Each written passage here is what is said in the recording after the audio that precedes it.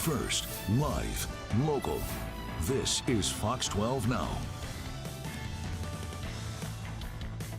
Hello, everyone. This is Fox 12 Now. I'm Greg Nebler. Thank you for joining us. As always, we are here live streaming from the Fox 12 Oregon newsroom. We start every weekday around 1 p.m., going throughout the afternoon, covering a wide range of topics. But right now, we are talking about something that is internationally famous. I am talking about Fat Bear Week, and that is where we all get to watch the live streams of the bears up in the Katmai National Park, beefing up for winter, getting fat on salmon and preparing for that, and then we get to vote on them. But there's so much more that goes on. And to talk about this, joining us right now, we have Sarah Bruce, a park ranger there with Katmai National Park and Preserve. And Sarah, thanks for being here. I appreciate you being able to join us to talk about this. You know, for those people out there, and I still encounter some people every now and then who aren't aware of what Fat Bear Week is. Could you give them, there was somebody in this newsroom just the other day who didn't know, and so, which was kind of fun to watch them find out about it for the first time. But for anybody out there who doesn't know, can you explain what it is? Yeah, Fat Bear Week is a celebration of the brown bears in Katmai National Park and throughout Alaska that have been bulking up all summer in order to survive the winter. So it's a fun way to look at comparisons from the bears early in the summer to right now, just to see how much they have bulked up, and a way to celebrate how fat that they have gotten, because it means that they have a better chance at survival throughout the winter coming up. And they're there on the river. Is it mostly salmon that they're eating right now to fatten up? Yeah, Katmai National Park sits in the greater Bristol Bay watershed, and Bristol Bay boasts the largest sockeye salmon run in the world. So we do get all 5 species of Pacific salmon in Katmai, but the bears at Brooks River are mostly eating sockeye salmon. So when you're watching that live stream, that's what you're seeing. There's sockeye salmon specifically for the most part that are coming in there. And you know, we've got a lot to get into with this, and I'm very excited that I do have the bracket here that we're going to break down. But to go into a little bit more context, you know, I think one of the things that's probably pretty fascinating to a lot of people is that there are so many bears in one place at the same time. That is not common behavior, correct? It is not. Bears are typically solitary creatures. They don't typically interact with one another unless there is a significant food source around. So about halfway through the Brooks River, there is a 6-foot waterfall, and that waterfall is a natural barrier for the salmon, because the salmon have to jump over that waterfall in order to get to their spawning grounds upstream. So the natural barrier there allows bears to congregate kind of en masse to feast on that food source all summer long while the salmon are running. So we don't typically see bears interacting with each other like we do elsewhere besides on the Brooks River. So that abundant food source is why the bears tolerate each other more on the river. Gotcha. So it's bringing them in from all over the place, and they're all coming down there. Yeah, the Alaska Peninsula, there is tons and tons of brown bears within Katmai National Park. It's 4.2 million acres, and we see about 2,200 bears within the national park itself. At Brooks Camp, we see about 80 bears regularly coming back to the stream to use that as a food source. That is a lot of bears. 80 bears regularly coming back there, and I mean that's terrifying. But for one other qualified question too, for people that I know, you know, that can get kind of confusing sometimes. A brown bear is a grizzly bear, or is that not true? It is true. So it all depends on, it's Ursus arctos is the species name, and depending on location and diet, we'll differentiate it between a grizzly bear and a brown bear. Grizzly bears are more interior, where they eat a lot of berries and grasses, and brown bears, we typically tend towards the coastal areas eating salmon. But for the species, they are all Ursus arctos. You can call them brown bears, grizzly bears. It's all kind of the same thing. Okay, good. And for another question here, just about the the footage that you get there, because you have these cameras out there. I'm curious on a technical end, because they are really great, and you're able to move these around. How are those cameras set up, and who goes out to maintain those things? Yeah, the web cameras, I think that there's about 6 of them out along the river, and those are hosted and maintained by explore.org. So those are the folks, they come out about twice a year to perform maintenance. They run off of solar power, and the park helps clean them off every now and then. We've had a spider making a web in the cameras, and then we do have an underwater camera that gets a little gunky too, but that allows us to see the robust salmon run as well. So explore.org hosts those cameras. Now, we are talking about, as you mentioned, 80 bears coming in there, and there was something that happened earlier this week that was a little bit shocking for some people. Can you tell us about that incident and what really occurred there? Yeah, so about 9:30 Alaska time Monday morning, we saw on the live feed cameras two adult bears kind of getting into a tussle, which happens quite often along the Brooks River. Park rangers who are stationed out in Brooks Camp right now heard a little bit of rumbling, but that's not uncommon. We often hear bears arguing over food. Um, the cam operator at the time, though, kind of zoomed in on that bear, and it was actually more of um, a predatory attack by a male bear towards a female bear. So, bear 469 is an older male bear.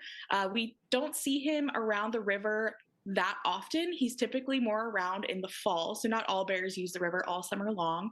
And he was attacking bear 402, who is an older female bear that people have actually grown very fond of over the years. People have watched her raise many litters of cubs, and she is a bear that sticks to the river kind of all year round.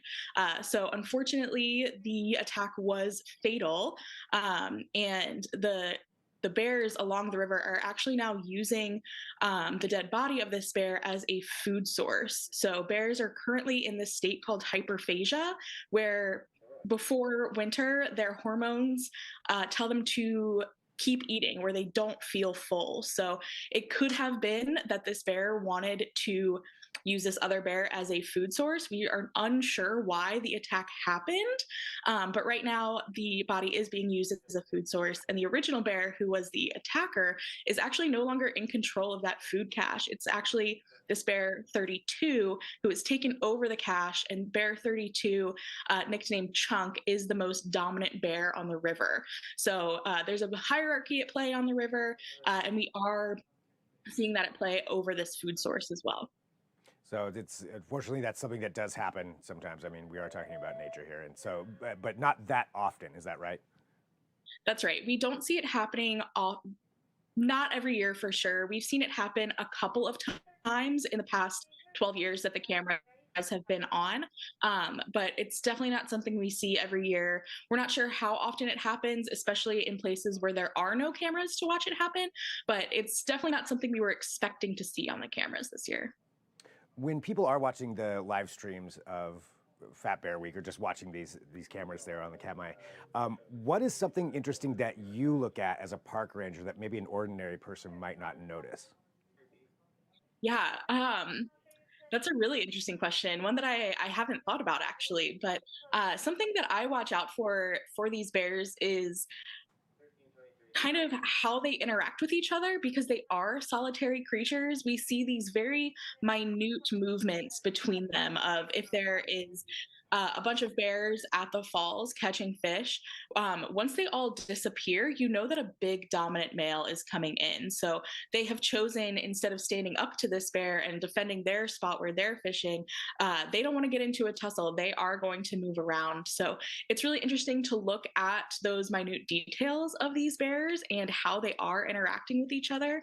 These cameras give us such a unique glimpse into the lives of these brown bears that you don't get anywhere else. So you really get to learn about the nuance of brown bear lives. Yeah, I mean that's one of the things that I love about it too. I mean, just seeing something like that, and obviously there's no human presence there that they're interacting with. Like they're being bears, and getting to see that kind of thing. Well, there is a bracket that goes along with this, and I do have the bracket here that I pulled up. I was hoping maybe, again, for people who don't know, we're a little bit into it now, a couple days into it, but can you explain how this works and what's going on here? Yeah, so there's 12 bears competing to see who is the fattest bear of Brooks River. You can see those bears along the sides there. We are in day 3 of the competition. So today we've got 909 Junior, a almost 4-year-old cub, battling off with bear 128, who is an older adult female, and then bear 747, who is one of the largest males on the river, battling with 903, who's a little bit younger. So each day, these bears, you can go to fatbearweek.org to vote on which bear you think is fattest, and you can decide that in a number of ways. I would definitely encourage people to look at the before and after photos, read some of the identification and history of these bears. and that will give you an idea of the bear's story. So you can vote based off of which bear gained the most weight throughout the season, which one looks fattest, or you can campaign for the bear with the most interesting story.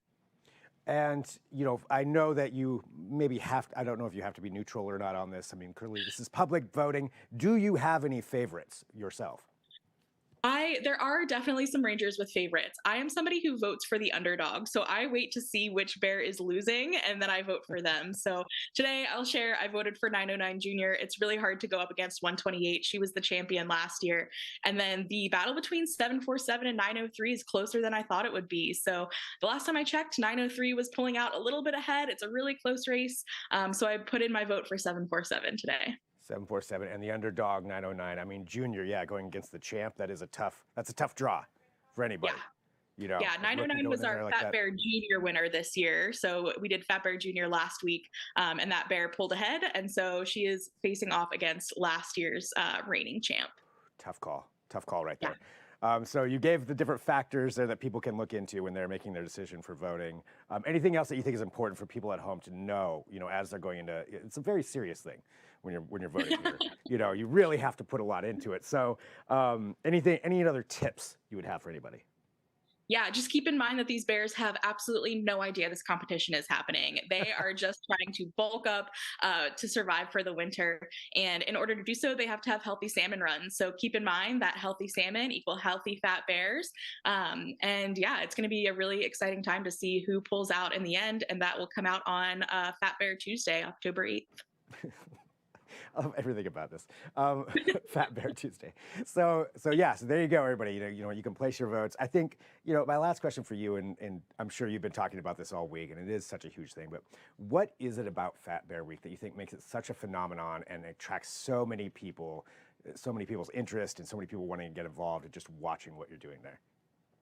Yeah, there's a lot going on in the world. There's a lot of things I think in the news that we see, tragedy and strife and all of these things going on.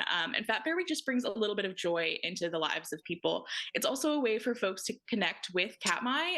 Katmai is a very remote park. It's very difficult and expensive to get to. So being able to connect with folks on this level where we can bring the bears of Brooks River, the bears of Katmai into folks' living room so that they can connect with these bears in a way that no other national park is really offering. So it's a really great way to connect with folks, connect with these bears, and bring a little bit of joy to the world. Absolutely. How is it for you working up at Katmai? Is it amazing? I love it. Yeah. I'm actually based in King Salmon, about 30 miles outside of Brooks Camp. That's where our park headquarters is. And I started up here in 2019. So haven't left. No plans on leaving either. I really enjoy it up here. Nice. Well, Sarah, thank you very much for your time to talk about this. Really appreciate all the work that you all do in putting this on. And as you mentioned, it's just, there's a lot of stuff going on. This is something fun to watch. And I mean, it's really cool to see nature in this way as well and get to interact and place your votes, 909 Junior going for the underdog. I like that. I think I'm going to make an advocacy for that as well. Well, Sarah, thank you very much for joining us. Really appreciate it. No problem, Greg. Thank you so much for having me. And I will let everybody know, too, who's watching this live during our 4 p.m. news. We do have our anchors talking about this, breaking down the brackets and making their choices. I was told they've been 100% correct so far, so you'll definitely want to tune in to find out if they're correct on this. I mean, 909 Junior being the underdog, I get it. 128 is probably what people are going to go for, but, you never know. Somebody's got to pull it out and upset sometimes. All right, we have more coming up here for our show today. Again, we live stream here every weekday, starting at 1 p.m., go throughout the afternoon, and coming up at 1:30 p.m. in just a few minutes or so, I am going to be talking about ice cream. We're going from Fat Bears to ice cream. That's what we're doing today. And it's because I had Tyler Malik from Salt and Straw in to talk about their 5 new Halloween flavors, and one of them has bugs in it. So you will definitely want to tune in and check that out. So whatever platform you're on, you can come right back there, whether that's on our YouTube channel, our live stream at kptv.com, or the Fox 12 Oregon app. I'll be here in 15 minutes. If you're watching after the fact, maybe you can watch it right now. It's always going to be there on demand as well. But I will talk to you soon. I'm Greg Nibbler. This is Fox 12 Now.